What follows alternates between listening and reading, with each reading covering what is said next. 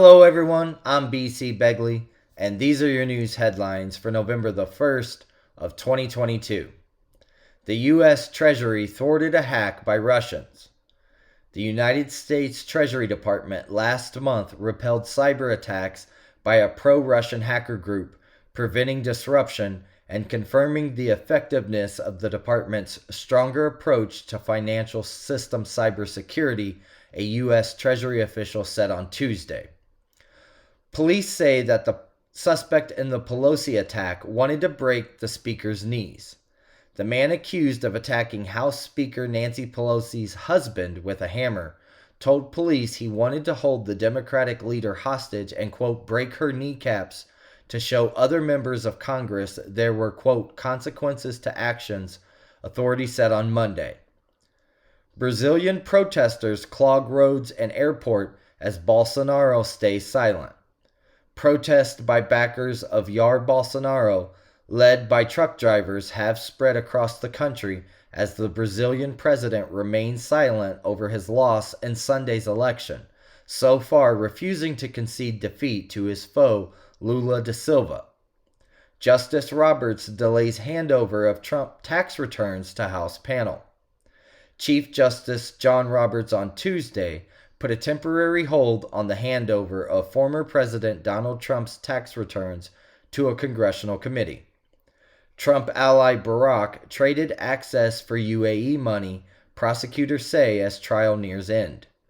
Tom Barack, a one-time private equity executive and fundraiser for Donald Trump, traded his access to the then president for investments from the United Arab Emirates, a U.S. prosecutor said on Tuesday during closing arguments in Barack's foreign agent trial. 40% of households will pay no federal income tax this year. Some 72.5 million households, or roughly 40% of all U.S. households, will pay no federal income tax this year, down from a pre-pandemic high of 60% 2 years ago, according to new estimates from the Tax Policy Center. Inflation soars over 300% in Venezuela in blow to Maduro. Inflation is roaring back in Venezuela, threatening to undermine the fragile economic recovery carefully orchestrated by Socialist President Nicolas Maduro and rekindle a migration wave that had just begun to ease. Ancient mummified child was drugged with psychedelics before ritual sacrifice to the gods, scientists reveal. The ancient Nazca Society drugged individuals as young as children with psychedelics before sacrificing them in a religious ritual to their gods, scientists are now claiming. Necropants, made from dead man's skin, are being displayed in a museum in Iceland. Necropants, made from a dead man's skin dating back to the 17th century, are currently being displayed in Iceland. The clothing can be found at the Museum of Icelandic Sorcery and Witchcraft in the European country's Holmavik region. Hearing for 11 accused of satanic child sex ring continued. A case against 11 people accused of taking part in a child sex ring involving witchcraft, attempted murder, and serious sexual violence will be continued early until next year.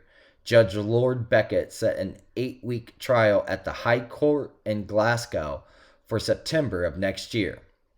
14 shot, including 3 children, in drive-by shooting in Chicago, police say. At least 14 people, including 3 children, were shot in a drive-by shooting Monday night at a busy corner in Chicago where people had gathered for a vigil, and investigators are now trying to find the shooters, police said. Iran is preparing to send additional weapons, including ballistic missiles, to Russia to use in Ukraine, Western officials say. Iran is preparing to send approximately 1,000 additional weapons, including surface-to-surface short-range ballistic missiles and more attack drones, to Russia to use in its war against Ukraine, officials from a Western country that closely monitors Iran's weapons program allegedly told CNN News. Tropical storm Lisa forecast to strike Belize as a hurricane. Tropical storm Lisa is gaining strength in the western Caribbean Sea and is expected to strike Belize as a hurricane, while another new storm has developed in the North Atlantic Ocean but isn't a land threat. Number plate crackdown raises tensions in Kosovo. Kosovo's insistence that ethnic Serb residents must surrender their Serbian-issued license plates is straining relations with its main international supporters, the European Union and the United States. Witness says that journalist was killed after police in Haiti opened fire. A Haitian journalist died Sunday after being shot in the head when police opened fire on reporters demanding the release of one of their colleagues who was detained while covering a protest, witnesses told the Associated Press. Leaked documents reveal DHS collaborated with Facebook to target disinformation. Facebook has created a designated portal through which the Department of Homeland Security can directly report claims of, quote, disinformation to the company. Despite shuttering its widely unpopular Disinformation Governance Board in early 2022, the DHS has continued its underlying plans, documents obtained by The Intercept revealed. Child deaths from acute kidney injury rises to 133 in Indonesia. Indonesia's health minister said on Friday that the number of children who died from acute kidney injury rose to 133 from the previously reported 99. The health minister on Thursday said some medicinal syrups available in Indonesia contained ethylene glycol, which is an ingredient that has been linked to fatal acute kidney injury in children.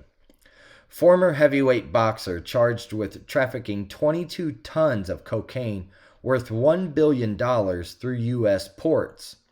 A former heavyweight boxer from Montenegro was charged by the United States Department of Justice on Monday with trafficking in 22 tons of cocaine worth over $1 billion, most of which was part of one of the largest cocaine seizures in American history.